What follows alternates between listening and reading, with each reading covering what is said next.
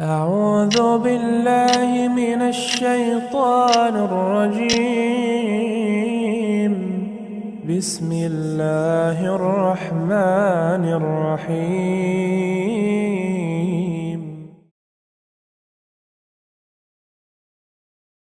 Bismillah, Assalamualaikum warahmatullahi wabarakatuh.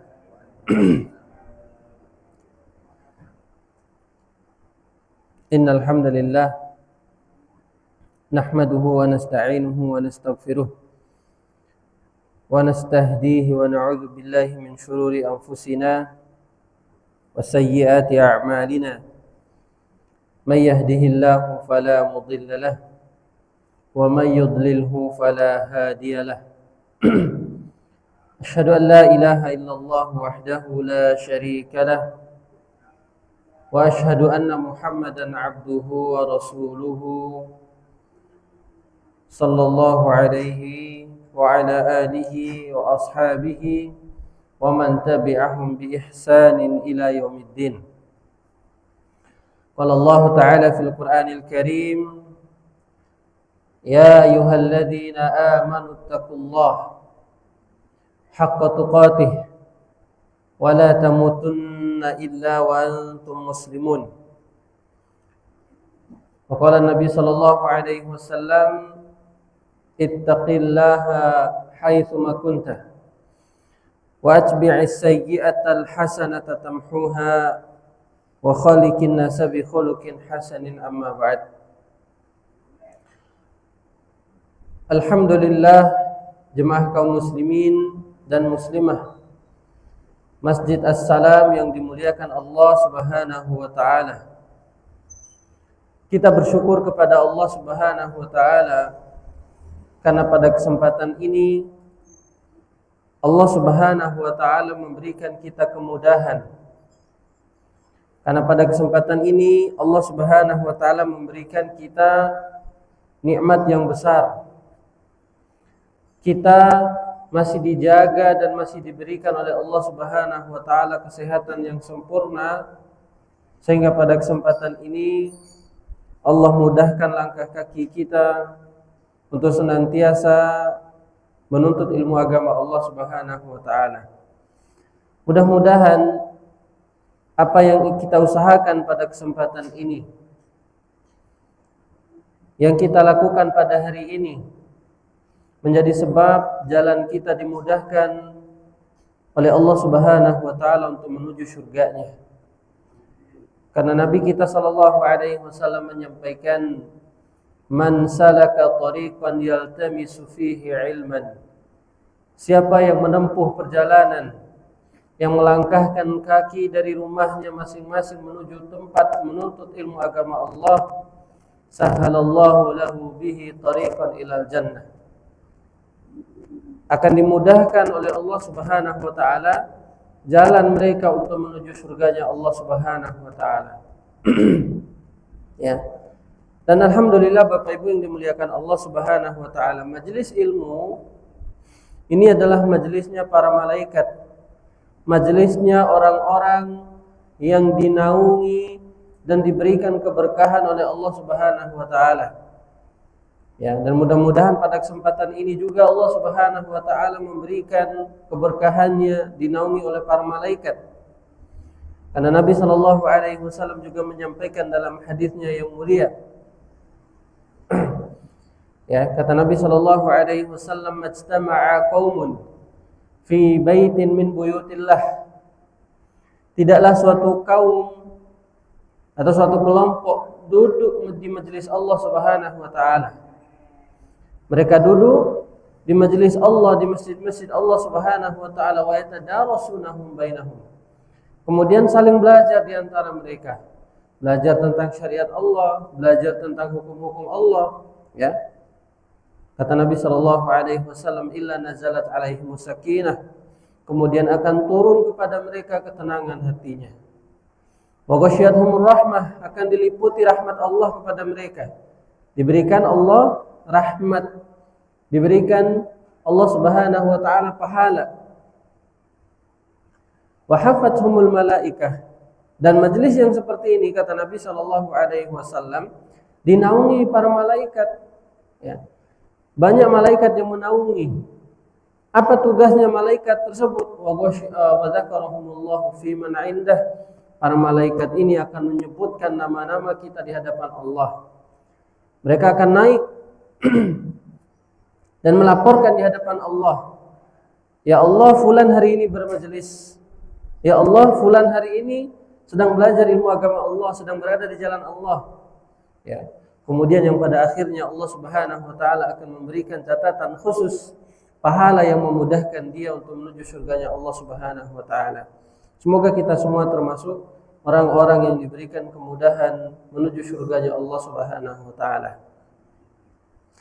Baik Bapak Ibu yang dimuliakan Allah Subhanahu wa taala, alhamdulillah pada pertemuan sebelumnya kita telah membahas beberapa di antara wasiat Allah Subhanahu wa taala.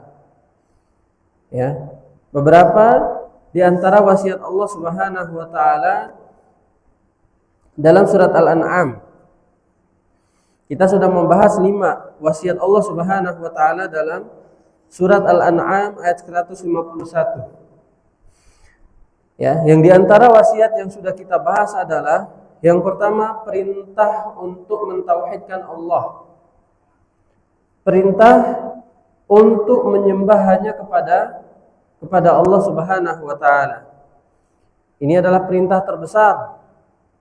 Sebagaimana yang sudah kita pelajari dan kita bahas sebelumnya, perintah ini merupakan perintah yang paling agung sekali, yaitu hanya menyembah kepada Allah Subhanahu wa taala.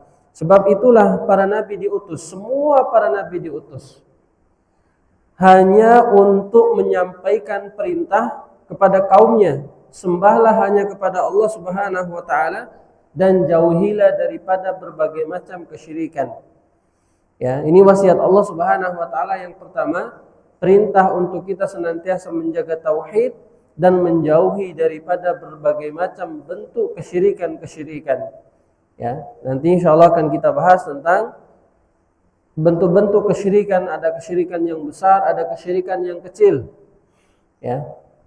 Dan ini semua wajib kita hindari, wajib kita jauhi.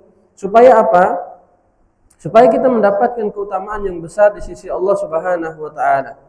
Karena orang yang meninggal di atas mentauhidkan Allah, tidak pernah menyekutukan Allah Subhanahu wa taala, dia akan dimuliakan oleh Allah Subhanahu wa taala di dalam surganya. Ya, ini perintah yang pertama, wasiat Allah yang pertama kita bahas pada pertemuan sebelumnya. Kemudian wasiat yang kedua adalah wabil walidaini ihsana, senantiasa berbuat baik kepada kedua orang tua. Ya. Kemudian wasiat yang ketiga yang telah kita bahas, tidak membunuh anak-anak karena takut miskin. Ya. Wala taqtulu auladakum min imlaq, kata Allah, tidak membunuh anak-anak karena takut miskin. Jadi Allah Subhanahu wa taala menegaskan ayat ini karena kejadian di zamannya orang-orang kafir sebelum datangnya Islam. Mereka khawatir jika banyak anak akan mengurangi rezeki mereka. Ini kekhawatiran mereka sebelum datangnya Islam. Ya, mereka beranggapan bahwasanya ini kalau semakin banyak anak, semakin bahkan mengurangi rezeki. Semakin banyak anak, semakin mengurangi rezeki-rezekinya. Makanya Allah Subhanahu wa taala tegaskan dengan menurunkan ayat ini, wala taqtulu auladakum min imlaq. Janganlah kalian bunuh anak-anak kalian karena takut miskin. Nahnu narzuqukum wa iyyakum. Ya. Nahnu narzuqukum wa iyyahum. Kamilah yang memberikan rezeki kepada kalian dan kepada mereka. Ya. Jadi Allah Subhanahu wa taala membantah perlakuan mereka terhadap anak-anak mereka. Sebab tidak sedikit di antara mereka, kalau anak-anak mereka lahir, wah ini kebanyakan dikubur hidup-hidup, subhanallah. Ya. Dan ini juga menjadi hukum bagi sebagian kita sekarang yang sengaja membatasi keturunan karena takut miskin. Sifat ini sama dengan persepsinya orang-orang sebelum datangnya Islam di zaman Nabi SAW. Membatasi total karena takut miskin, karena takut nanti rezekinya berkurang. Jadi sebagian orang mengatakan 2 anak cukup, nanti kalau banyak rezekinya gimana? Padahal Allah Subhanahu wa taala telah memberikan keterangan dalam ayat ini, nahnu narzuqukum wa iyyahum. Kamilah yang memberikan rezeki kepada kalian dan kepada mereka, bukan kita. Allah yang menjamin, Allah yang memberikan, Allah yang akan menanggung semuanya. Ya. Dan kekhawatiran seperti ini adalah warisan sebenarnya, warisan dari orang-orang kafir Quraisy terdahulu yang memang mereka khawatir kalau semakin banyak anak mereka semakin berkurangnya rezeki. Ya, kekhawatiran seperti ini sebaiknya tidak perlu kita khawatirkan karena Allah Subhanahu wa taala yang menjamin rezeki setiap hambanya. Ya, kemudian di antara pembahasan yang sudah kita bahas juga adalah wala taqrabul fawahisha ma dhahara minha wa ma batan. Tidak mendekatkan diri kepada perbuatan keji, baik yang nampak maupun yang tersembunyi. Ya, wasiat Allah yang berikutnya adalah yang telah kita bahas, tidak mendekatkan diri kepada Allah Subhanahu wa taala pada perbuatan keji. Baik yang perbuatan keji itu yang nampak maupun perbuatan keji yang tersembunyi. Ya, yang nampak misalnya seperti dosa-dosa yang dilihat manusia. Mencuri, merampok, berzina, makan harta orang lain dan sebagainya. Ini termasuk di antara perbuatan-perbuatan keji yang nampak yang Allah Subhanahu wa taala perintahkan kita untuk menjauhinya. Ya. Adapun perbuatan-perbuatan keji yang tidak nampak seperti bermaksiat ketika sendiri, ya, ketika dia sendiri dia bermaksiat, atau mungkin misalnya perbuatan yang ada dalam hatinya seperti iri dengki, ya, sombong dan lain sebagainya, sifat-sifat atau perbuatan keji yang tidak nampak dan yang nampak, Allah Subhanahu wa taala memerintahkan semuanya untuk dijauhi. Ya, ini wasiat Allah yang keempat pada pertemuan sebelumnya. Dan kemudian wasiat Allah yang kelima yang telah kita bahas pada pertemuan sebelumnya adalah alla naqtula wala alla naqtulan nafsu billati haramallah. Tidak membunuh jiwa yang diharamkan Allah Subhanahu wa taala. Di antara jiwa yang diharamkan Allah Subhanahu wa taala untuk dibunuh, yang pertama adalah seorang mukmin muslim. Maka ini haram untuk dibunuh. Ya. Jadi siapa yang membunuh mukmin dengan sengaja dengan apapun alasannya tidak dibenarkan dalam syariat. Apalagi kalau dia hanya sekedar marah terus membunuh, maka sungguh besar dosanya. Karena Allah Subhanahu wa taala mengatakan, "Man qatala mu'minan muta'ammidan fajaza'uhu jahannam." Siapa yang membunuh mukmin dengan sengaja, maka ganjaran dia adalah neraka jahanam, kata Allah Subhanahu wa taala, khalidan fiha. Maka dia kekal di dalam neraka tersebut. Ya. Jadi ini yang pertama, jiwa yang Allah Subhanahu wa taala haramkan untuk dibunuh dengan apapun alasannya. Ya. Tidak boleh membunuh seorang mukmin dengan sengaja. Nah, ini kadang kita temukan subhanallah di akhir zaman ini sangat mudah sekali orang-orang untuk membunuh. Bahkan dengan alasan yang kecil, yang remeh mereka berani untuk membunuh, padahal dosa-dosa ini adalah dosa yang sangat besar di sisi Allah Subhanahu wa taala. Yaitu yang pertama yang telah kita bahas, tidak boleh membunuh daripada jiwa mukmin. Yang kedua adalah tidak boleh membunuh orang-orang yang kafir yang dalam perjanjian damai dengan pemerintah muslim. Ya. Misalnya seperti yang terjadi waktu tahun berapa itu, terjadi bom Bali 1, bom Bali 2 dan lain sebagainya. Mereka membunuh jiwa-jiwa atau orang kafir yang dalam perjanjian damai dengan muslim. Ini haram hukumnya. Tidak dibenarkan dalam syariat Islam, walaupun mereka yang melakukan bom tersebut mengatasnamakan muslim, maka ini di luar daripada ajaran Islam. Karena Nabi SAW mengatakan, man qatala mu'ahadan lam yarih raihatal jannah. Siapa yang membunuh orang kafir yang dalam perjanjian damai dengan muslim tidak akan mencium bau surga. Subhanallah, sangat besar ganjarannya. Jadi tidak sembarang. Makanya ada golongan-golongan tertentu yang mudah sekali untuk apa? Untuk melakukan pembunuhan terhadap orang kafir, padahal semuanya ada aturannya dalam Islam. Ya, jadi Jiwa-jiwa yang diharamkan ini terharamkan oleh Allah Subhanahu wa taala untuk dibunuh. Nah, sekarang Bapak Ibu yang dimuliakan Allah Subhanahu wa taala, kita akan masuk ke poin yang berikutnya adalah ya di surat Al-An'am ayat 152-nya. Yaitu yang pertama, wala taqrabu malal yatimi illa billati hiya ahsan. Berarti ini adalah wasiat yang ke-6. Ya. Wala taqrabu malal yatimi illa billati hiya ahsan.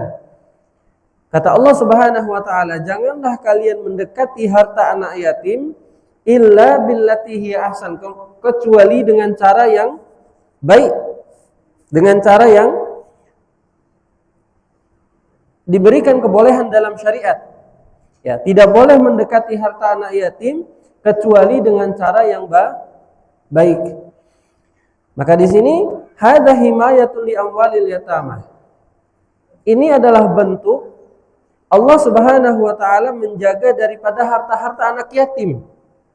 Ya, karena harta anak yatim ini adalah harta yang Allah Subhanahu wa taala jaga khusus. Karena tidak sedikit Bapak Ibu yang dimuliakan Allah Subhanahu wa taala, harta anak yatim itu banyak yang dizolimi. Terutama bagi mereka yang menanggung atau yang memberikan pengurusan terhadap anak yatim. Ya, terkadang harta anak yatim diselewengkan. Ya, kemudian terhadap harta anak yatim terkadang mereka berlaku zalim dan lain sebagainya. Sangat banyak sekali dosa-dosa yang dilakukan oleh orang-orang yang tidak menjaga amanahnya terhadap harta anak yatim tersebut. Makanya di sini Allah memberikan wasiat khusus. Wala taqrabu malal yatim.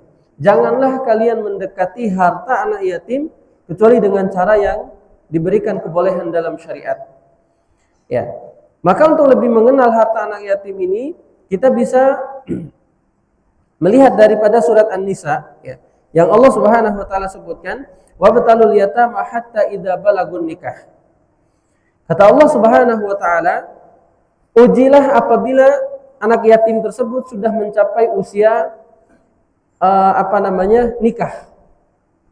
Ya, di sini yang disebutkan oleh para ulama, menguji mereka apakah sudah bisa untuk menentukan dewasa dalam mengelola harta. Jadi sebelum usia balik, harta itu masih dipegang oleh wali daripada yatim tersebut. Ya. Jadi misalnya anak yatim tersebut ditinggalkan harta yang sangat banyak oleh kedua orang tuanya, tapi ada wali yang menanggung. Jadi anak yatim tersebut ditinggalkan harta yang banyak dengan kedua orang tuanya yang sudah meninggal, tapi ditanggung oleh walinya, ada walinya yang menanggung. Kemudian kata Allah Subhanahu wa taala, harta itu dipegang sama walinya. Sampai kapan? Hatta idza balagun nikah, sampai dia mencapai usia nikah. Ya, jadi tetap dipegang sama wali daripada si anak yatim tersebut hatta idza balagun nikah, sampai dia mencapai usia nikah. Ya, disebutkan dalam hadis Imam Abu Daud, kata la yutma ba'da ihtilam. Tidak dikatakan sebagai anak yatim setelah dia mimpi basah. Jadi setelah mimpi basah itu sudah dikatakan sebagai usia yang tidak dikatakan lagi sebagai anak yatim. Artinya dia sudah balik. Berarti anak yatim itu menunjukkan bahwasannya pertumbuhan dia sampai dengan masa pubernya. Kalau sudah selesai daripada masa pubernya, berarti dia sudah tidak dianggap anak yatim. Ya, makanya di sini kata Nabi SAW, la yutma ba'da ihtilam, tidak dihitung sebagai anak yatim kalau dia sudah masuk usia balik. Ya, jadi anak yatim itu adalah dari usia balik ke bawah. Berarti dari usianya yang masih kecil sampai dia menginjak usia balik, maka itu dihitung sebagai anak yatim. Maka walinya pada saat itu tidak memberikan sepenuhnya harta peninggalan daripada orang tuanya kepada anak tersebut, melainkan dipegang, kemudian dia jaga harta tersebut. Ya. Ya, kemudian kata Allah Subhanahu wa taala, fa idza anastum minhum rusydah. jika menurut kalian mereka sudah pandai dalam mengelola harta, fadfa'u ilaihim amwalahum, maka berilah harta yang mereka punya itu, harta yang mereka tinggalkan tadi kepada mereka. Ya, jadi ini ketentuannya. Tidak boleh bagi wali si yatim untuk membelanjakan hartanya secara zalim. Terkadang kita lihat Bapak Ibu yang dimuliakan Allah, terkadang kita dapati jika orang tua si wali ini si anak yatim ini meninggal dunia, hartanya tidak dibagikan secara syariat Allah Subhanahu wa taala. Yang harusnya misalnya ketika harta yang ditinggalkan oleh ayahnya, misalnya dari keluarga si mayit tersebut, ada anak, kemudian ada istri, maka anaknya ini dia mendapatkan sisa, kemudian istri hanya mendapatkan 1/8. Ya, misalnya harta yang ditinggalkan itu 8 miliar, berarti hanya 1 miliar yang menjadi bagian istri. Sisanya 7 miliar itu milik anak, walaupun dia belum balik. Ya. Walaupun dia belum balik. Maka nanti yang 7 miliarnya ini dijaga oleh walinya tersebut. Ya. Fa in anastum minhum rusyda, kalau dia sudah mencapai usia balik, sudah mampu untuk mengelola hartanya, maka harta yang tadi ditinggalkan sebanyak 7 miliar itu maka dikembalikan atau diberikan kepada si anak yatim tersebut. Ya. Maka khilaf di antara para ulama tentang usia balik, ada yang mengatakan pada saat dia mimpi basah bagi laki-laki. Kalau perempuan itu kapan dia nyampe usia balik perempuannya? Pada saat dia haidnya datang. Ya, adapun laki-laki pada saat dia mimpi basah ini sudah dihitung sebagai usia balik, maka pada saat itu maka wajib bagi wali daripada si yatim ini menyerahkan harta kepada anak yatim tersebut. Adapun perempuan, dia di usia berapa? Ya. Ketika dia sudah nyampe usia baliknya dihitung pada saat haid. Jadi pada saat itu maka wajib bagi walinya untuk menyerahkan daripada harta tersebut. 6.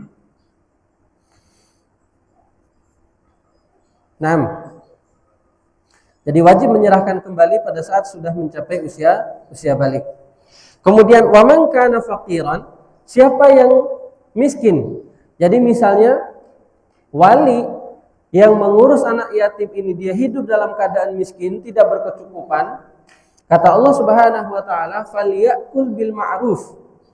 Maka boleh bagi dia untuk mengambil bagian daripada harta anak yatim.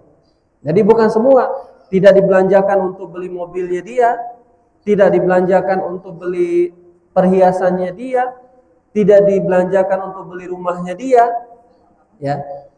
Jadi batasannya adalah kata Allah Subhanahu wa taala, "Wa man kana faqiran falyakul bil ma'ruf."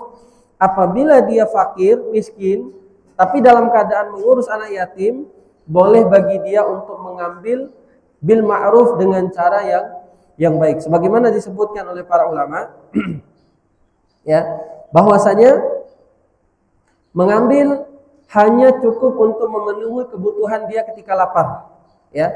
Hanya wali miskin boleh membelanjakan hartanya itu hanya untuk menutupi daripada kelaparannya. Ya. Kalau dia butuh pakaian, berarti hanya boleh untuk membelikan pakaiannya untuk menutupi auratnya.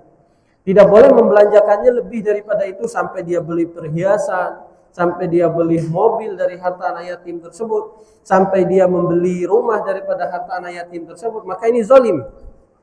Kata Allah Subhanahu wa taala dalam surat An-Nisa ayat ke-15, "Innal ladzina ya'kuluna amwalal yatama dzulman." Siapa yang memakan harta anak yatim secara zalim, innama ya'kuluna fi butunihim nara. Maka sungguhnya mereka seakan-akan mereka telah memakan bara api. Wasayaslauna sa'ira, kata Allah, dan pada hari kiamat mereka akan dibakar oleh Allah Subhanahu wa taala dalam api neraka. Besar ancaman Allah Subhanahu wa taala terhadap orang-orang yang mengelola harta anak yatim tersebut. Ya. Jadi tidak membelanjakannya di luar daripada ketentuan Allah. Boleh membelanjakannya hanya untuk menutupi kelaparan kalau misalnya kehidupan mereka kekurangan, boleh mengambil bagian daripada harta anak yatim tersebut untuk menutupi kekurangan. Ya, jadi tidak membelanjakannya di luar daripada itu sampai beli mobil, beli rumah, beli perhiasan. Ini di luar daripada syariat Allah. Maka adapun orang yang memakan harta anak yatim secara zalim, kata Allah, seakan-akan dia memakan bara api. Nah, ini yang ditegaskan oleh para ulama, ya, tidak perlu wali yatim yang fakir untuk mengganti kebutuhan yang diambil yang menutupi daripada kebutuhannya, tidak perlu diganti. Ya, ini ketentuan apabila mereka miskin.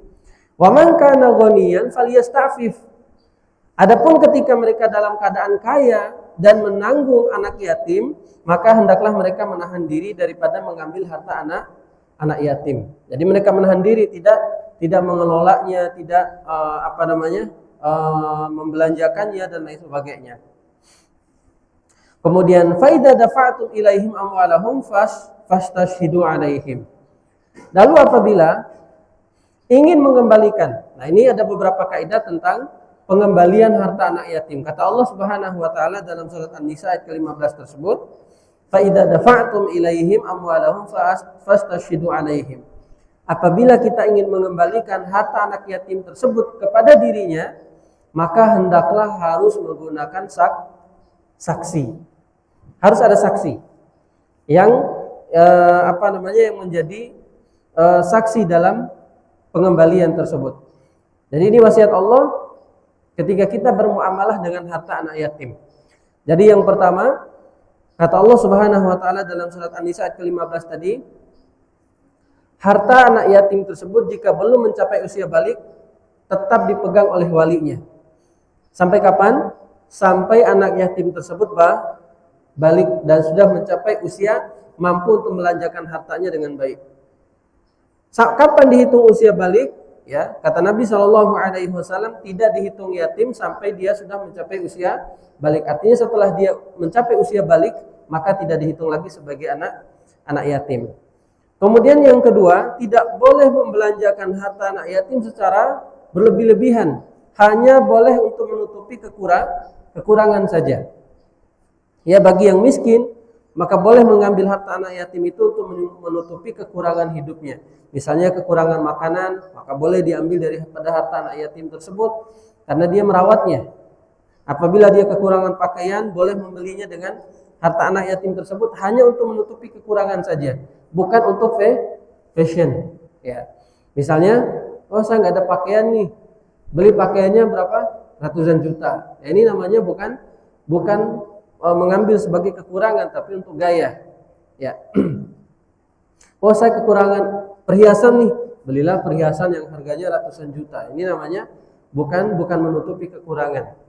Ya. Jadi tidak boleh membelanjakannya secara zalim karena ancaman Allah Subhanahu wa taala sungguh luar biasa. Kemudian yang ketiga, faedah dari ayat ini adalah apabila dia miskin, ya tadi, maka boleh bagi dia sekedar untuk menutupi kekurangannya. Apabila dia kaya, maka dia hendaklah menahan diri daripada membelanjakan harta anak yatim. Kadang ada orang yang bermudah-mudah. Nanti saya ganti deh hartanya, saya mau beli rumah dulu pakai uangnya dia.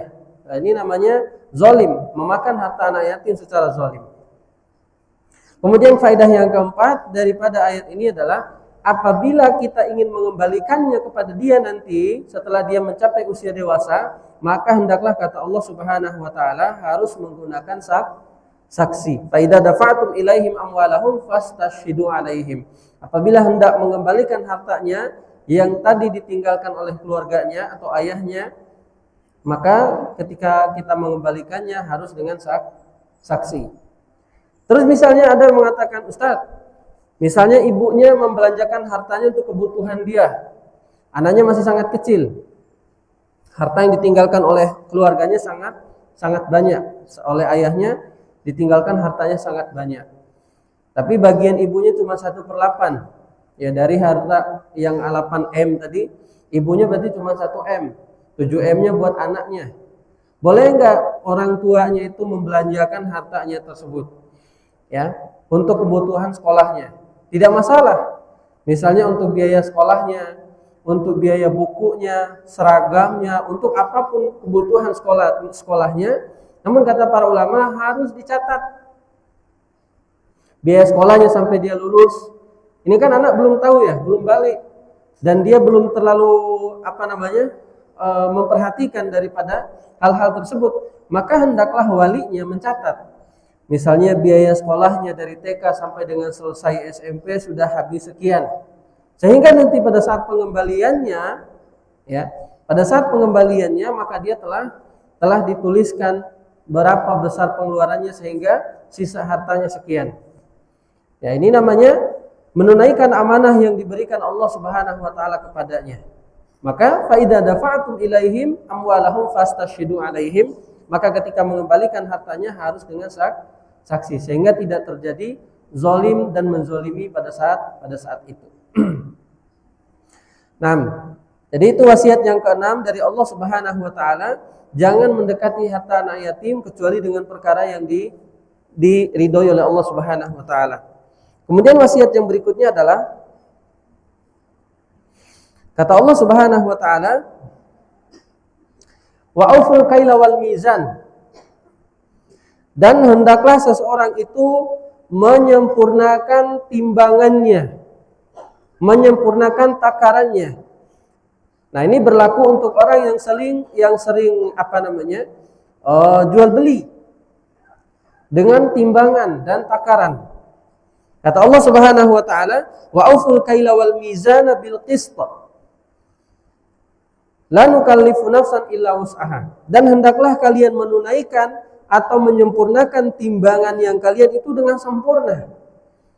Kata Allah Subhanahu wa taala, dan kami tidak membebankan seseorang kecuali dengan kesanggupannya. Apa maknanya di sini? Seseorang yang ingin menimbang, maka hendaklah dia menimbangnya dengan cara yang seadil-adilnya dalam pandangan Islam. Ya, sebagaimana disebutkan oleh para ulama, kalau mereka menakar biji-bijian yang sangat kecil, tidak perlu mereka tidak perlu harus sama jumlahnya. Jadi misalnya beras 1 kilo ada berapa ribu biji itu, atau ada berapa ratus biji, nggak mesti harus dihitung berapa biji-bijinya. Saya mau berusaha adil, makanya saya hitung aja. Ini memberatkan namanya. Jadi cukup ditakar 1 kilogram. 1 kilogram bisa jadi beda kan jumlahnya. Jadi tidak perlu seperti itu. Kata para ulama, yang penting dia takar 1 kilogram, ya, ditakar aja segitu. Jadi tidak mesti harus dihitung berapa bijinya beras kalau ada dia 1 kilogram gitu. Nah, ini yang kata Allah Subhanahu wa taala, kami tidak membebani seseorang kecuali dengan kesanggupannya. Tapi kalau dia menjual barang timbangan yang harus pas jumlahnya, misalnya seperti apa? Telur. Telur kan udah jelas 1 kilogramnya enggak selisih jauh kan? Enggak selisih jauh. Cuman misalnya 1 kilogram itu ada berapa telur? Taruhlah misalnya 6 atau 7 telur. Jadi jangan dikurangi. Kadang ada orang yang mencurangi timbangannya. Dipasanglah alat untuk memberatkan timbangannya supaya 1 kilogram itu cuma isi 5 dan lain sebagainya. Ini namanya curang. Maka kata Allah Subhanahu wa taala, wa auful kaila. Maka hendaklah seseorang itu menyempurnakan timbangannya dan memeratakan daripada timbangannya tersebut dengan sempurna. Dan sebagaimana yang tadi kita sebutkan, misalnya ada orang yang menjual biji-bijian yang kecil, dia tidak perlu harus menghitungnya satu persatu. Ini memberatkan. Ya, jangan sampai dia jadikan alasannya, aduh saya takut nanti di akhirat saya dituntut. Enggak. Jadi kata Allah Subhanahu wa taala, kami tidak membebani seseorang itu kecuali dengan apa yang dia sanggupkan. Jadi tidak perlu menghitungi satu persatu. Ya. Adapun barang yang memang harus sama besarnya, sama isinya, maka ini harus adil. Karena timbangan inilah yang membinasakan kaum Nabi Syuaib.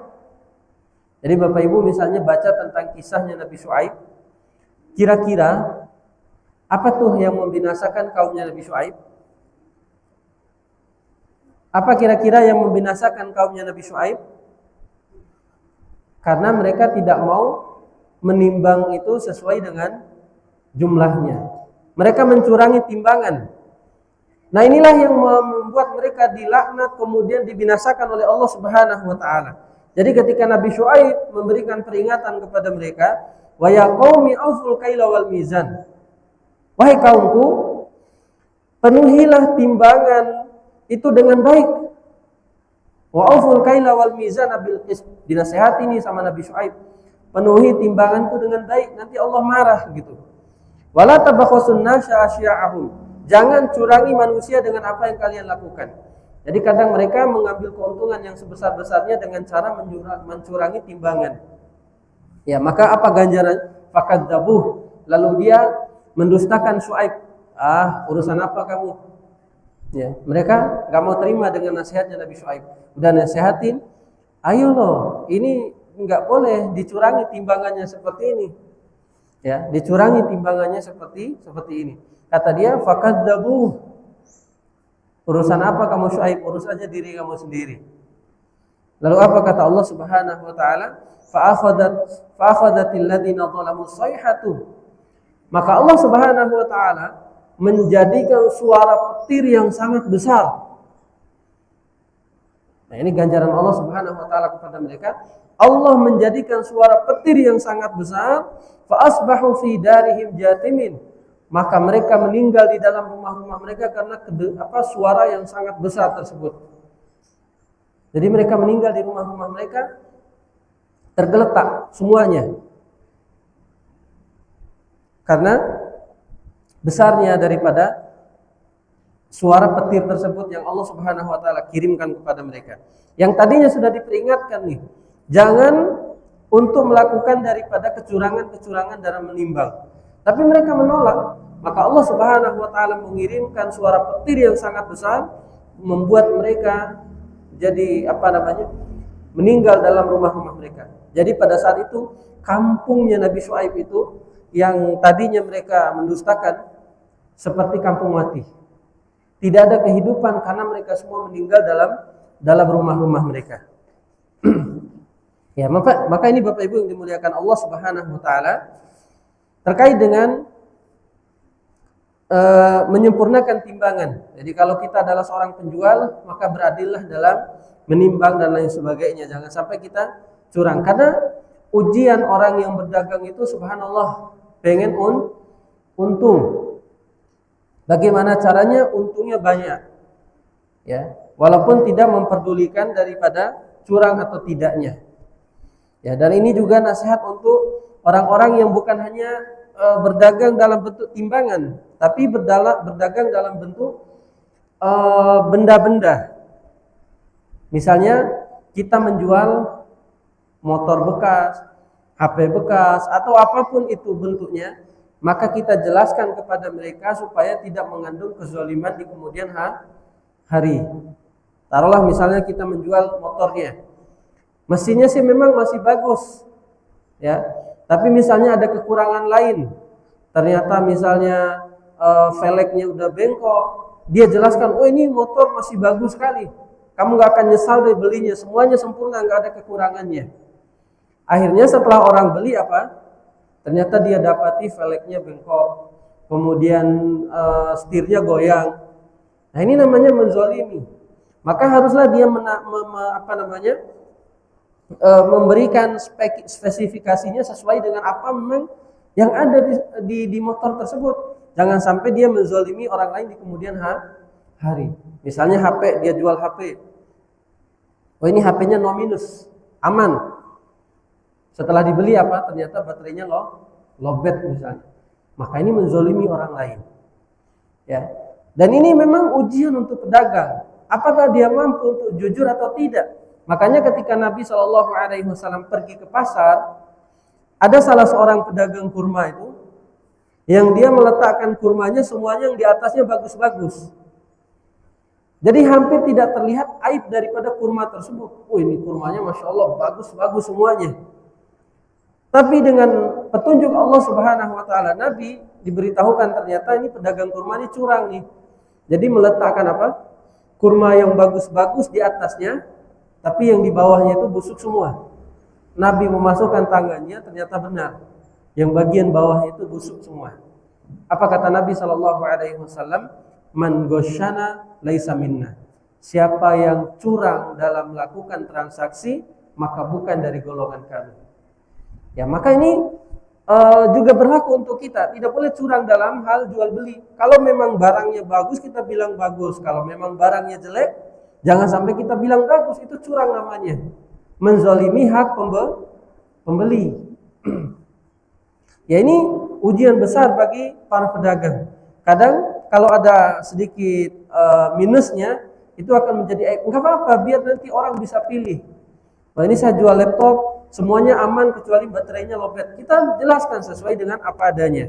Maka ini diantara perintah Allah Subhanahu wa taala untuk senantiasa mereka menyempurnakan daripada akad jual belinya. Jangan sampai terjadi kezaliman di kemudian hari. Nah, Bapak Ibu yang dimuliakan Allah Subhanahu wa taala, dan juga ancaman Allah Subhanahu wa taala, wailul lil mutaffifin. Celaka bagi orang yang curang. Alladzina idza talu 'alan nasi yastawfun. Apabila mereka menimbang barang untuk dibeli manusia, mereka curangi. Wa idza kaluhum aw wazanuhum yukhsirun. Apabila mereka ditimbang, jadi ketika dia di pasar dia ingin banyak, tapi ketika dia menjual dia mengurangi. Ini namanya mencurangi. Jadi mencurangi itu ya banyak hal yang merugikan orang lain. Jadi ancaman Allah Subhanahu wa taala sangatlah besar. Jadi ini wasiat Allah yang ketujuh, maka hendaklah sempurnakan daripada timbangan. Kemudian wasiat Allah Subhanahu wa taala yang berikutnya adalah wa idza qultum fa'dilu. Apabila kalian berkata, maka berlaku adillah. Walau kana dza qurba, walaupun terhadap kerabat dekat. Jadi Allah perintahkan apabila kalian berkata atau memberikan persaksian, maka hendaklah kalian berlaku adil walaupun terhadap kerabat dekat. Ini wasiat yang luar biasa. Fa innahu yajibu 'alaika an ta'dilu fihi. Wajib bagi kita untuk berlaku adil dalam memberikan perkataan dan persaksian. Terlebih lagi ini dalam hal memberikan keputusan hukum dan lain sebagainya. Ya, misalnya ada anak kita misalnya. Ada anak kita melakukan suatu keburukan. Taruhlah misalnya dia melakukan suatu keburukan A. Tiba-tiba ada orang yang ingin menjerumuskan dia ke polisi. Bagaimana posisi kita pada saat itu? Apakah kita membela keburukan yang dia lakukan, atau kita harus menyerahkan dia ke polisi? Ini ada anak kita nih yang melakukan keburukan, kemudian dia akan dijerumuskan ke polisi. Tapi memang apa yang dia lakukan itu benar, dia melakukan keburukan itu, tapi belum cukup bukti. Ya, tapi orang hanya sudah mengetahui daripada hal tersebut. Lalu tiba-tiba datanglah polisi untuk menangkap daripada anak kita. Apakah kita akan membela dengan mengatakan, oh dia tidak melakukan apa-apa, padahal kita tahu dia sudah melakukannya? Atau malah kita udah urus saja sesuai dengan ketentuannya? Jujur, mana yang kita pilih? Ya, dilema. Dilema, ya. Ya, ini yang Allah Subhanahu wa taala perintahkan. Kata Allah Subhanahu wa taala, wa idza qultum fa'dilu. Apabila kalian berkata dan bersaksi, maka hendaklah kalian adil dalam persaksian. Walau kana dza qurba, kata Allah, walaupun pada kerabat terdekat. Makanya Nabi Shallallahu alaihi wasallam menyampaikan, ya, dalam hadis yang diriwayatkan oleh Aisyah dalam hadis Imam Bukhari, kata Nabi Shallallahu alaihi wasallam, ini Nabi sendiri yang mengatakan, lau anna Fatimah sarqat, kalau seandainya anakku Fatimah mencuri, laqata'tu yadaha, aku sendiri yang akan memotong tangannya. Inilah hukum Islam. Tidak memandang bulu, mau dia anak presiden, mau dia anak pemimpin, kalau dia melakukan kesalahan, wajib dia terima hukumannya. Dan kita tidak boleh membelanya atas dasar, oh ini kan kerabat saya, nggak boleh. Makanya kata para ulama itu, walaupun kita berselisih dengan orang kafir, ya, karena keadilan itu tidak pandang bulu. Misalnya nih, ada dua orang yang berselisih, yang satunya orang Muslim, yang satunya orang kafir. Ini hanya sebagai gambaran saja. yang benar dalam permasalahan ini adalah orang kafir. Datanglah kita karena kita sesama muslim, oh tentu saya harus membela sesama muslim. Gak boleh. Sampai para ulama itu seperti itu. Tidak boleh membela seseorang itu karena kebencian dan karena ketidaksukaan. Misalnya karena kita teman dekat sama dia, lalu dia bukan teman dekat kita, kita lebih membela dia walaupun dia salah, maka ini tidak boleh. Ya, makanya Allah Subhanahu wa taala wasiatkan, wa idza qultum fa'dilu, apabila kalian berkata, maka hendaklah kalian adil. Ya, walau kana dza qurba, walaupun itu adalah kerabat terdekat, teman dekat, orang terdekat, tidak ada urusan. Karena keadilan itu harus apa? Ya, haruslah sesuai dengan apa yang Allah Subhanahu wa taala perintahkan. Ya, makanya jangan sampai seperti misalnya saya mau mengantar ke membela anak saya, dia salah, dilema jadinya. Ya, maka tidak boleh dilema. Kalau memang dia bersalah, maka kita akan katakan dia bersalah dan lain sebagainya. Nah, ini wasiat Allah Subhanahu wa taala yang ke-8. Jadi harus kita senantiasa menunaikan daripada hak-hak Allah Subhanahu wa taala, berkata dengan adil. Walaupun memang sangat berat, tapi disitulah ujiannya. Allah Subhanahu wa taala ingin melihat seberapa besar pengorbanan kita untuk menjalankan syariat Allah Subhanahu wa taala. Jadi sampai Nabi Shallallahu alaihi wasallam menyampaikan, kalau seandainya anakku Fatimah yang mencuri, aku sendiri yang memotong tangannya. Ya. Jadi sampai seperti itu Nabi Shallallahu alaihi wasallam ingin memberi perlindungan terhadap setiap orang-orang yang ingin mendapatkan keadilan. Karena hadis ini sababul wurudnya atau sebab datangnya hadis ini gara-gara ada salah satu sahabat dekat Nabi Shallallahu alaihi wasallam yang ingin meminta kalau kita itu meminta keringanan, datang ke pemimpin untuk meminta keringanan. Jadi dia ada temannya yang melakukan kesalahan, tapi dia akan meminta kepada Nabi Shallallahu alaihi wasallam. Dia mengatakan, wahai Rasulullah, teman saya ini melakukan kesalahan begini dan begini, boleh nggak saya meminta keringanan? Jadi dia meminta seperti itu. Lalu Nabi SAW menyampaikan kepada para sahabatnya, apa kata Nabi? Seandainya anakku pun Fatimah melakukan pencurian, aku sendiri yang memotong tangannya. Maksudnya apa? Keadilan itu untuk semua. Kalau dia melakukan pelanggaran, maka dia harus menanggung hukuman yang Allah Subhanahu wa taala berikan. 6. Jadi itu wasiat yang ke-8. Kemudian wasiat Allah Subhanahu wa taala yang ke-9, Bapak Ibu yang dimuliakan Allah Subhanahu wa taala.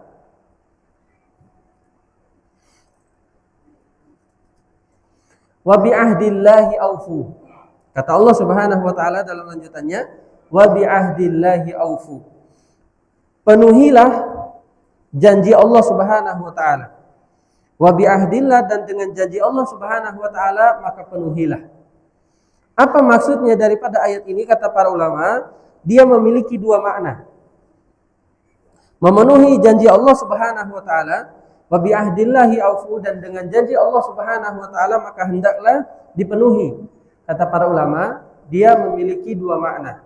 Yang pertama, semua perintah dan larangan Allah Subhanahu wa taala itu merupakan janji Allah Subhanahu wa taala dengan kita sebagai hamba-Nya. Semua kewajiban yang Allah perintahkan daripada sholat, puasa, zakat, perintah-perintah Allah, itu janji kita dengan Allah untuk menunaikannya. Semua larangan Allah Subhanahu wa taala yang Allah larang, itu janji kita juga untuk meninggalkannya. Maka janji Allah maknanya yang pertama adalah semua perintah dan juga larangan Allah Subhanahu wa taala. Makna yang kedua, semua perjanjian yang dibuat dengan orang lain. Semua perjanjian yang dibuat dengan orang lain. Karena kenapa? Perjanjian yang dibuat dengan orang lain, Allah juga memerintahkan kita untuk menunaikannya. Nah, oleh karenanya ini dihitung sebagai perjanjian dengan Allah Subhanahu wa taala. Karena orang yang tidak menunaikan janji itu dikatakan sebagai orang munafik. Kata Nabi SAW, ayatul munafiki salasa. Tanda orang munafik itu ada 3. Pertama, idza hadatsa kadzaba, kalau dia berbicara dia berbohong. Wa idza wa'ada akhlafa, kalau dia berjanji dia mengingkari. Wa idza tumina khana, kalau dia diberikan kepercayaan dia berkhianat. Makanya ini dihitung sebagai perjanjian dengan Allah. Semua perjanjian yang kita buat dengan orang lain ini dihitung sebagai perjanjian juga dengan Allah yang harus kita tunaikan. Kita punya janji, misalnya saya bilang ke Bapak, saya janji besok mau membawakan misalnya buah yang banyak ke rumah Bapak. Saya sudah janji, besok saya janji akan bawakan. Ya. Kemudian dia mengingkari, mana buahnya? Oh, saya nggak mengatakan seperti itu, nggak pernah saya berjanji. Ya, ini namanya telah melanggar daripada perjanjian. Ya, ini namanya telah melanggar daripada perjanjian. Atau misalnya bukan hanya pribadi, bukan hanya antara satu orang dengan satu orang, misalnya antara suatu kelompok dengan suatu kelompok, satu negara dengan suatu negara yang memiliki perjanjian untuk tidak berperang. Maka kalau mereka melanggar janji, maka mereka telah melanggar daripada perjanjian juga dengan Allah Subhanahu wa taala. Jadi makna penuhi janji di sini ada dua, janji kita dengan Allah, semua bentuk perintahnya harus kita kerjakan, semua bentuk larangannya harus kita tinggalkan. Dan makna yang kedua, semua bentuk perjanjian yang dibuat dengan orang lain, apapun yang kita janjikan maka harus kita penuhi. Karena kalau kita tidak penuhi, maka ini juga akan mendatangkan dosa di sisi Allah Subhanahu wa taala dan dikatakan sebagai orang yang munafik kalau tidak menjalankan daripada apa yang dijanjikan tersebut. Nah, kemudian wasiat yang ke-10 jemaah yang dimuliakan Allah Subhanahu wa taala, dan wasiat yang terakhir kata Allah Subhanahu wa taala dalam ayat yang berikutnya, wa anna hadza sirati mustaqima fattabi'uhu. Ya, di poin yang terakhir ini adalah penutup bagi poin atau 9 wasiat yang pertama. Jadi ada wasiat 1, wasiat 2 sampai wasiat yang ke-9. Wasiat yang ke-10 ini adalah wasiat penutup yang Allah Subhanahu wa taala berikan. Kata Allah Subhanahu wa taala, wa anna hadza sirati mustaqima fattabi'uhu. Kata Allah Subhanahu wa taala, ini adalah jalanku yang lurus. Jadi wasiat 1, perintah bertauhid, berbuat baik kepada kedua orang tua, sampai dengan wasiat yang ke-9 yang tadi kita sebutkan. Kata Allah, ini adalah jalanku yang lurus. Ini adalah jalanku yang lurus, fattabi'uh, maka ikutilah jalan tersebut. Jadi Allah memerintahkan setelah menyebutkan wasiat 1 sampai dengan wasiat yang ke-9, ini adalah jalanku yang lurus, kata Allah Subhanahu wa taala, maka ikutilah jalan tersebut. Kemudian kata Allah, wala tattabi'us subul, janganlah kalian mengikuti jalan-jalan yang sangat banyak, fatafarraqu bikum an sabilih, maka kalian akan terpecah daripada jalanku. Jadi di poin yang ke-10 ini Bapak Ibu yang dimuliakan Allah Subhanahu wa taala, Allah menyebutkan bahwasanya apa yang Allah sebutkan tadi, yang poin ke-1, poin ke-2 sampai wasiat yang ke-9 itu adalah jalan Allah Subhanahu wa taala yang lurus, yang wajib kita ikuti. Karena kalau kita menyimpang daripada perjalanan atau jalan-jalan Allah Subhanahu wa taala yang tadi disebutkan, kata Allah Subhanahu wa taala, fatafarraqu bikum an sabilih, maka kalian akan terpecah daripada jalan Allah Subhanahu wa taala. Jadi ibarat poin 1 ya, perintah 1, perintah 2 tadi itu adalah petunjuk yang Allah berikan, ini loh jalannya yang lurus.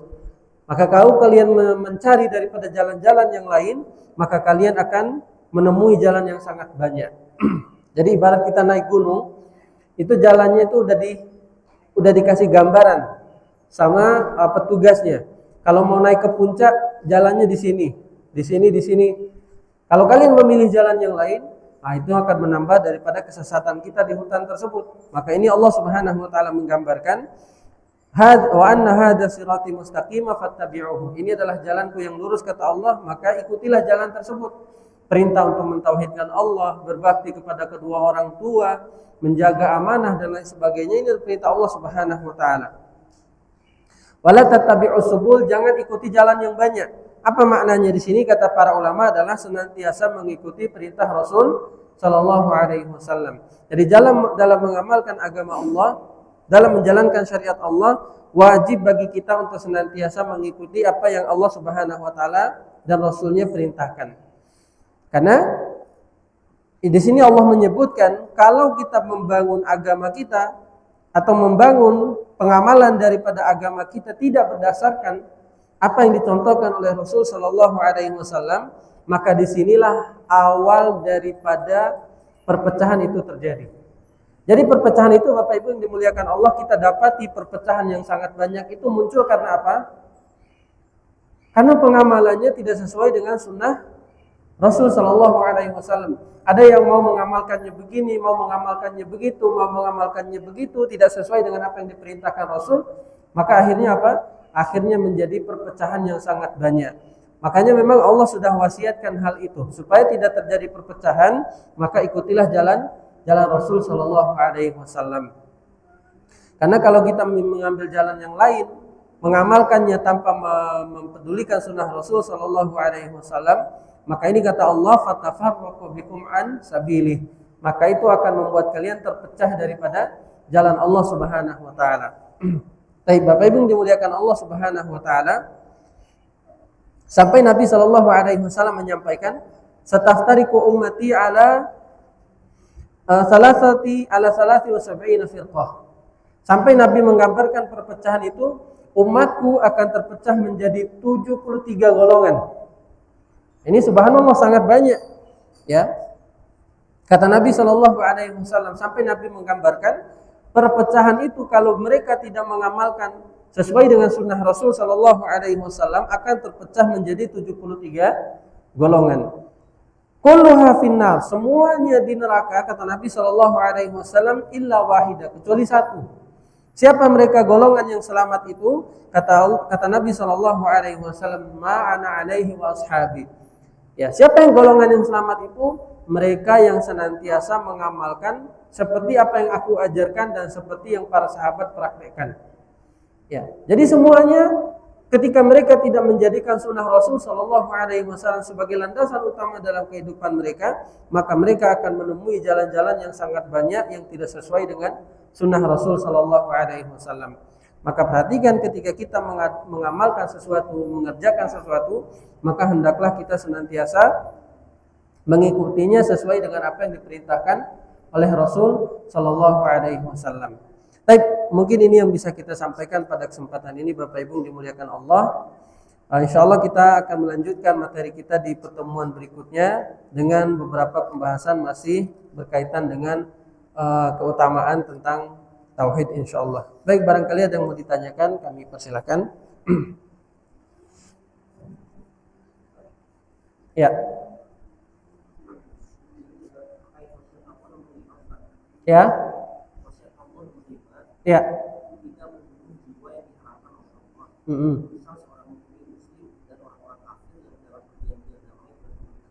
Ya.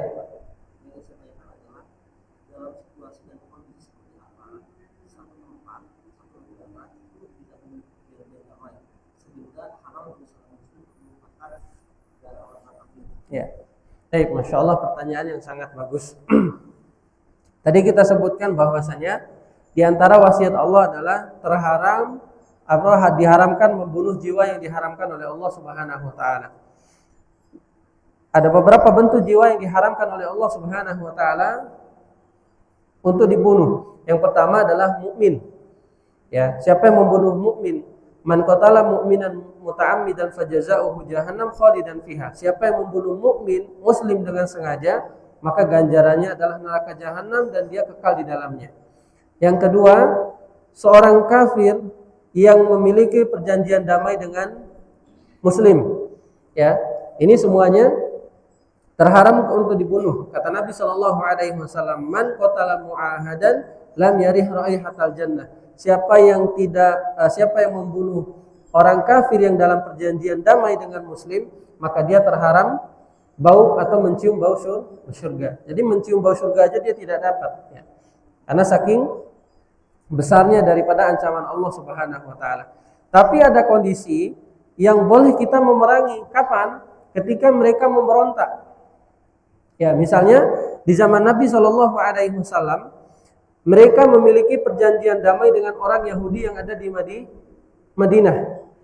Jadi di Madinah itu waktu awal-awal Nabi Shallallahu Alaihi Wasallam hijrah, bukan hanya kaum muslimin yang tinggal, tapi ada juga beberapa orang-orang Yahudi seperti Bani Quraidah, Bani Nadir dan lain sebagainya. Memang mereka sudah memiliki perjanjian dengan muslim. Kalau mereka mau selamat tinggal di situ, berarti mereka bayar jizyah namanya. Ya, bayar upeti kepada pemerintah muslim. Tapi pada saat perang Ahzab, mereka sekongkol dengan pasukan musuh. Jadi mereka kaum muslimin membangun parit yang kalau orang-orang kafir itu datang, mereka tidak bisa masuk karena sudah ada parit yang sangat besar yang mereka buat. Tapi ketika pasukan kafir ini mutar sampai ke belakang, pintu masuk Madinah sebelah belakang itu dikuasai oleh orang-orang Yahudi. Mereka memberikan akses masuk. Nah, dengan seperti itu, Nabi SAW mengatakan mereka telah memberontak dan melanggar kesepakatan perjanjian dengan kaum muslimin. Sehingga Nabi SAW memerintahkan para sahabatnya untuk memerangi mereka. Jadi ada saatnya mereka diperangi. Kapan? Ketika mereka memberontak dan membahayakan nyawa kaum muslimin. Atau misalnya seperti contoh yang lain.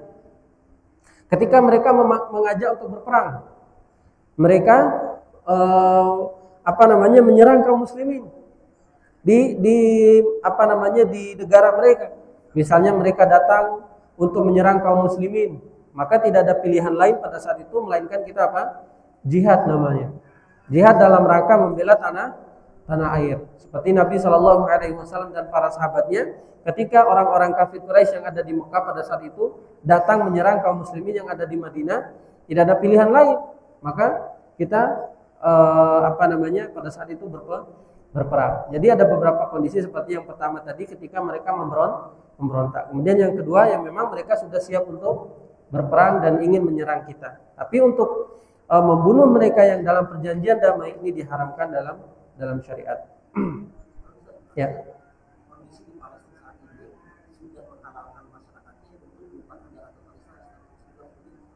Iya, kondisi mereka sekarang maka di hal sudah memperbolehkan mereka untuk berjihad karena dalam rangka membela tanah air. Hanya saja memang kondisi mereka saat ini kekurangan daripada satu, harta, kemudian yang kedua dari segi senjata. Karena kalau mereka berperang dengan seperti itu hanya akan membuat mereka lebih mudarat. Mereka tidak punya senjata, hanya bermodalkan batu walaupun tawakalnya sangat besar gitu. Mereka hanya mengandalkan semangat tapi tidak memiliki senjata yang cukup ini sehingga memudaratkan mereka jika mereka berperang. Jadi kendalanya sangat banyak. Tapi kondisi memang mereka sudah diperintahkan untuk membela negara mereka dari gangguan penjajah. Baik, ada lagi? Ya, silakan Pak.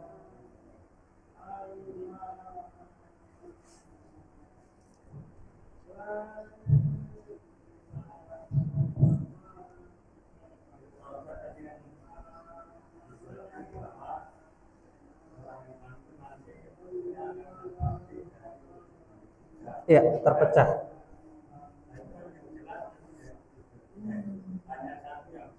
Ya.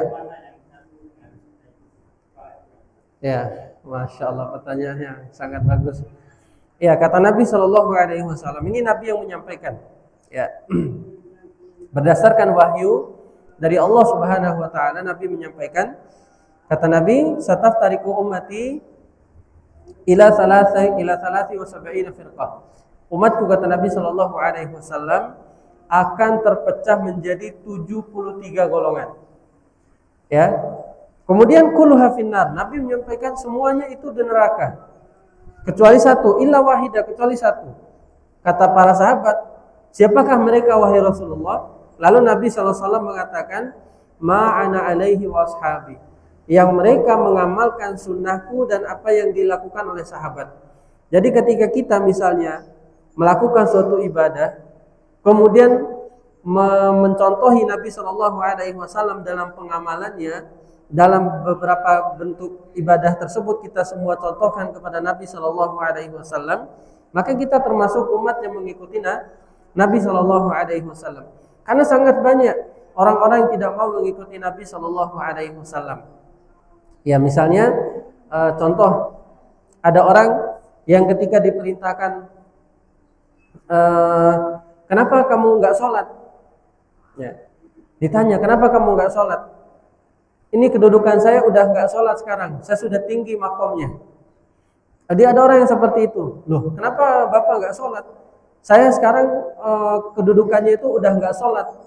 Saya udah sholat dalam tidur misalnya. Karena pernah saya tanya ada orang juga yang begitu, Pak. Bapak kenapa nggak sholat? Saya kok sekarang udah nggak diwajibin sholat lagi. Saya udah tinggi sekali makomnya. Loh, Nabi itu udah dijanjiin surga loh, Pak. Nabi itu udah kata Allah, kamu udah dijanjiin surga sama Allah, tapi udah dijanji juga sama Allah dihapus-hapuskan dosanya tuh. Nabi tetap sholat gitu. Nah, yang seperti ini namanya tidak mengikuti sunnah Rasul Shallallahu Alaihi Wasallam. Dan barangkali dia masuk dalam golongan yang dikatakan oleh Nabi akan terpecah menjadi 73 golongan. Ya, jadi sangat banyak. Atau misalnya ada orang yang mengatakan ketika misalnya dia sholat subuh, dia sholatnya sampai 3 atau 4 rakaat misalnya. Loh, Pak, kenapa sholat subuhnya 4 rakaat? Lah kan ini baik. Berarti kalau ditambah lebih banyak semakin baik. Loh kan Nabi mencontohkan cuma 2 rakaat. Nah, maka ini menyelisihi Nabi Shallallahu Alaihi Wasallam dan sangat banyak lagi. Ketika mereka menyelisihi perintah Nabi Shallallahu Alaihi Wasallam, maka disitulah mereka mulai memilih jalan-jalan yang berbeda dengan Rasul Shallallahu Alaihi Wasallam. Maka apa yang Nabi perintahkan itu yang kita amalkan. Maka kata Nabi SAW, apa yang mereka amalkan sesuai dengan sunnahku, maka merekalah golongan yang selamat. Nah, ini yang kita jaga benar-benar bagaimana kita beribadah sesuai dengan sunnah Nabi Shallallahu Alaihi Wasallam. Kita menjaga ibadah-ibadah kita semuanya berdasarkan apa yang dicontohkan oleh Nabi Shallallahu Alaihi Wasallam. Nah, ini kata Nabi golongan orang-orang yang selamat. Baik, ada lagi? Silakan Pak.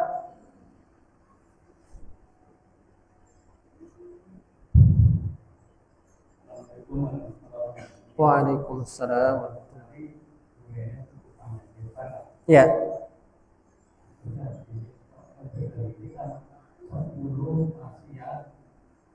Ya.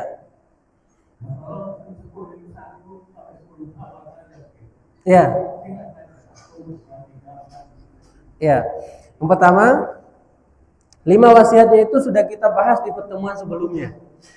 Jadi memang penjelasannya juga sangat banyak. Jadi kita 10 wasiat Allah itu memang butuh 2 sesi.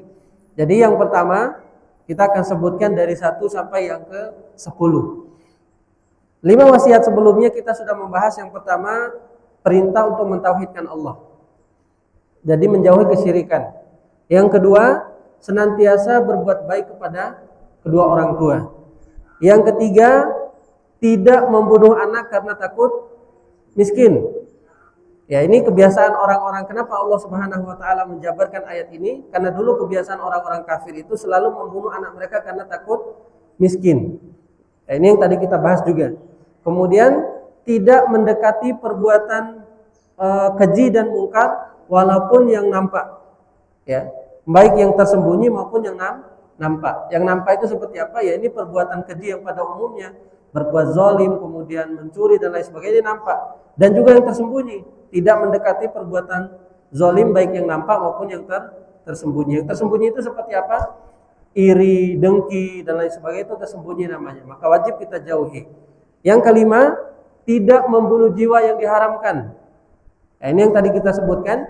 Jiwa yang diharamkan itu seperti apa? Seorang mukmin, kemudian yang kedua orang kafir dalam perjanjian damai dengan kaum muslimin. Yang keenam, tidak mendekati harta anak yatim kecuali dengan cara yang baik. Nah, ini yang tadi kita bahas. Kemudian yang ketujuh, memberikan timbangan yang seadil-adilnya. Tidak boleh mencurangi.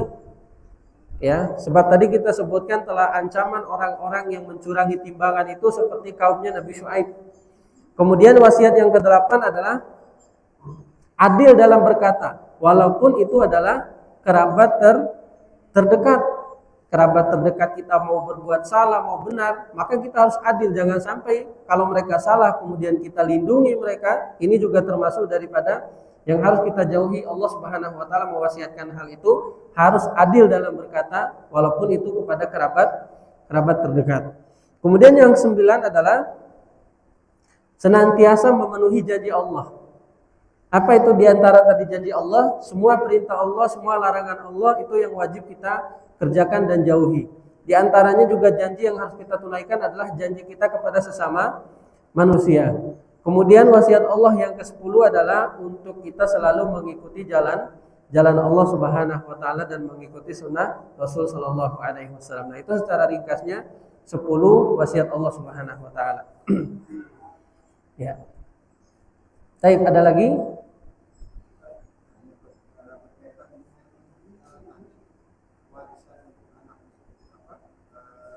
Anak yatim.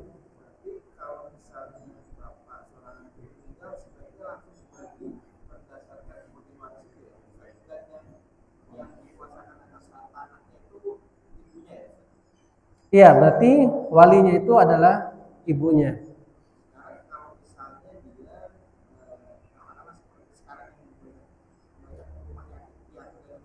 Ya.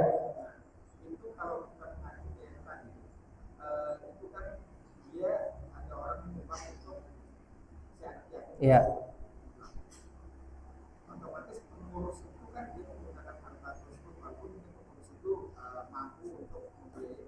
Ya. Mekanismenya.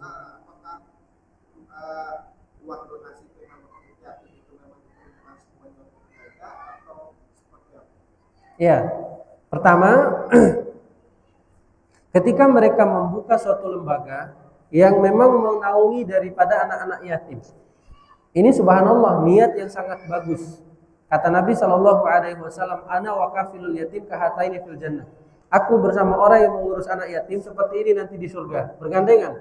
Niat yang sangat bagus, tapi ujiannya sangat berat. Mereka membuka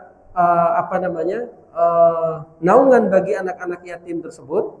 Pertama niatnya sangat bagus. Kemudian yang kedua, tentunya mereka membuka donasi juga bagi anak-anak yatim. Ada donasi untuk mereka belajar, ada donasi untuk mereka makan, ada donasi untuk mereka berpakaian dan lain sebagainya. Banyak bentuk-bentuk donasinya. Ya.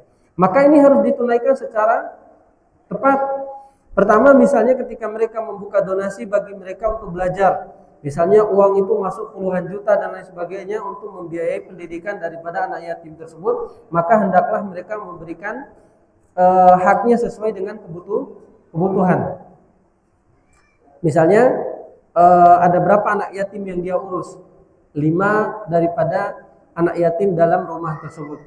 Ya, kemudian orang akan membawakan harta mereka pada rumah tersebut karena apa? Karena pengurusnya atau karena anak yatimnya? Karena anak yatim, bukan karena pengurusnya. Karena mereka ingin mendapatkan keutamaan yang besar karena mengurus anak yatim. Maka nggak boleh bagi pengurus untuk mengelola hartanya sendiri. Ya, maka nggak boleh bagi pengurus untuk mengelola harta. Misalnya nanti aja deh, mereka belajarnya ini masih lama kok, gitu. Saya simpan dulu uangnya, kemudian saya belikan dulu mobil saya belikan dulu ini saya nanti kalau saya ada uang saya kembalikan lagi. Ini namanya menzalimi. Berapa persen yang boleh diambil oleh pengurus? Dalam ayat yang tadi Allah Subhanahu wa taala memberikan 2 bentuk gambaran. Yang pertama, in yakun faqiran falyakul bil ma'ruf. Kalaulah pengurus itu, mereka sebagai pengurus nih tidak mampu dari segi harta, mereka taruhlah misalnya orang miskin yang juga membutuhkan. Karena kan kita lihat di beberapa rumah pengurus anak yatim itu ada juga pengurus yang memang miskin, tapi karena niat yang luar biasa mereka nggak mampu. Nah, maka mereka boleh untuk mengambil berapa? Falyakul bil ma'ruf, yang hanya memenuhi daripada kebutuhan mereka saja. Misalnya kalau mereka di setiap harinya itu kebutuhan makannya sekian, maka dia cuma ambil kebutuhan makannya sekian, yang memang untuk menutupi daripada kelaparannya.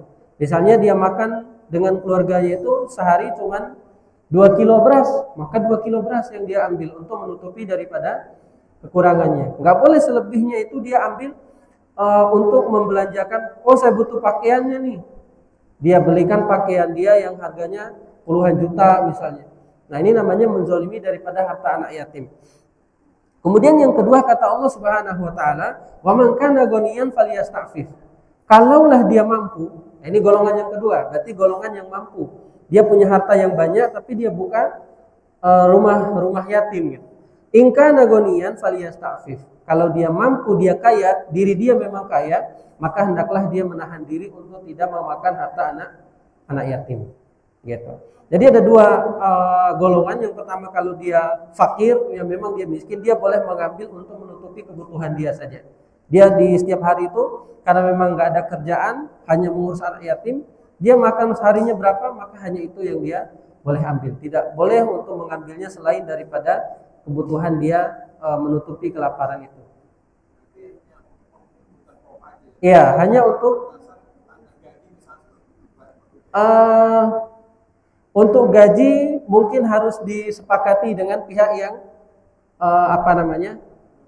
donasi. Kalau misalnya dia membutuhkan gaji, harus disepakati dengan pihak yang donasi. Jadi kembali lagi kesepakatan awalnya, uang itu masuk karena anak yatim.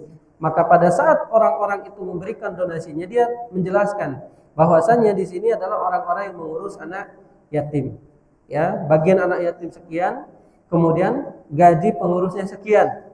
Nanti orang yang akan donasi itu akan mempertimbangkan, loh, kok gaji pengurusnya sangat besar, mana buat anak yatimnya, gitu. Jadi mereka akan memberikan pertimbangan. Jadi disepakati dengan pihak yang mendonasikan. Tapi secara umum, kalau dia ingin memakai daripada harta anak yatim tersebut, maka kembali kepada dua tadi. Kalau dia orang yang mampu dan kaya, maka dia hendaklah menahan diri daripada mengambil harta anak yatim. Tapi kalau dia miskin, hanya boleh untuk mengambil apa? Yang untuk mencukupi kebutuhan pokok dia supaya tidak lapar. Gitu.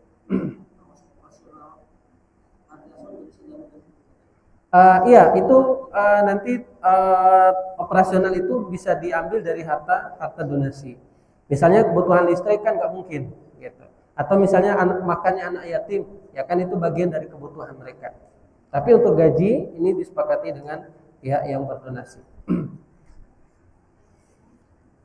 Tapi ada lagi? Ya.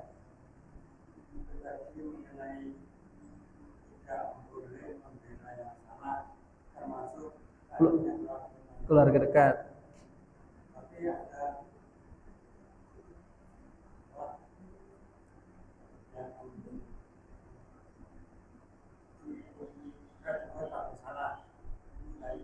Praduga.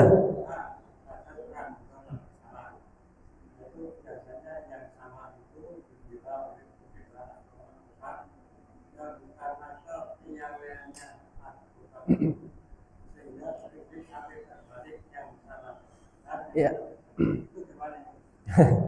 Ya, memang zaman kita sekarang itu luar biasa ya. Orang salah bisa jadi benar, orang benar bisa jadi salah, itu luar biasa. Tapi memang hal itu yang memang digambarkan oleh Nabi SAW di akhir zaman itu kejadiannya memang seperti itu. Bahkan orang yang udah benar-benar buktinya benar pun bisa jadi salah gitu.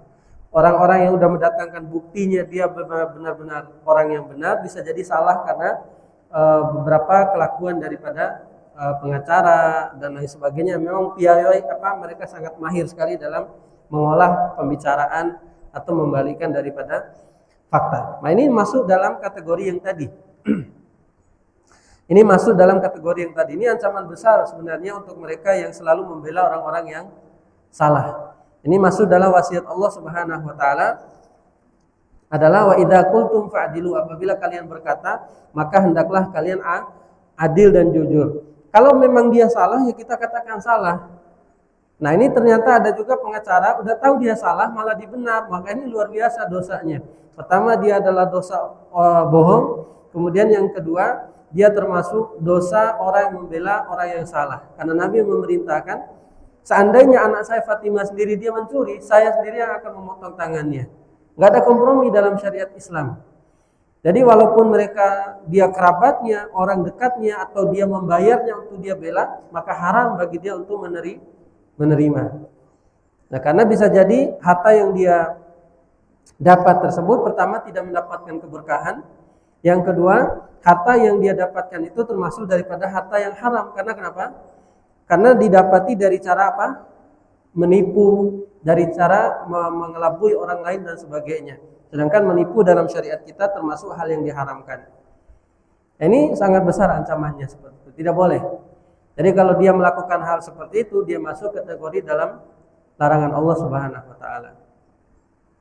Maka kalau dia pengacara yang baik, dia pasti akan menyaring dan mencari bukti-bukti.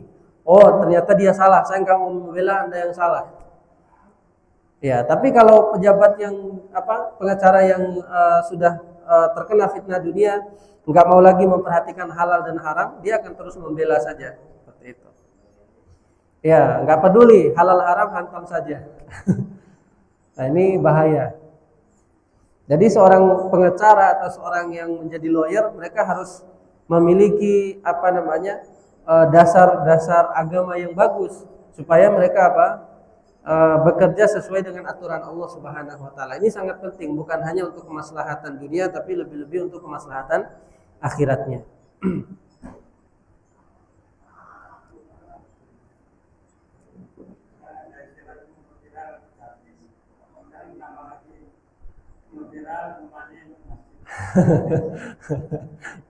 Iya, masya Allah. Ya begitulah. Mudah-mudahan kita semua termasuk orang-orang yang dimudahkan Allah Subhanahu Wa Taala. Tapi memang seperti itu. Bukan berarti banyak yang dilakukan oleh orang itu benar. Ya, bukan berarti kebanyakan apa yang dilakukan oleh orang itu benar. Misalnya kita melihat banyak orang, mereka banyak kok melakukan hal itu. Bukan berarti itu benar. Kata Ibnu Mas'ud, jama'atun ma'wafaqal haq wa in kunta wahdak. Kebenaran itu, kata Ibnu Mas'ud, atau berada di atas jalannya Nabi itu adalah selama dia bertepatan dengan kebenaran, walaupun kita sendiri. Jadi berdiri tegak di atas jalan Nabi SAW itu selama apa yang dia jalankan itu sesuai dengan kebenaran, walaupun dia berdiri sendiri. Jadi tidak mesti saya sendiri nih kok mereka banyak terus kita ikut mereka, ini salah jatuhnya.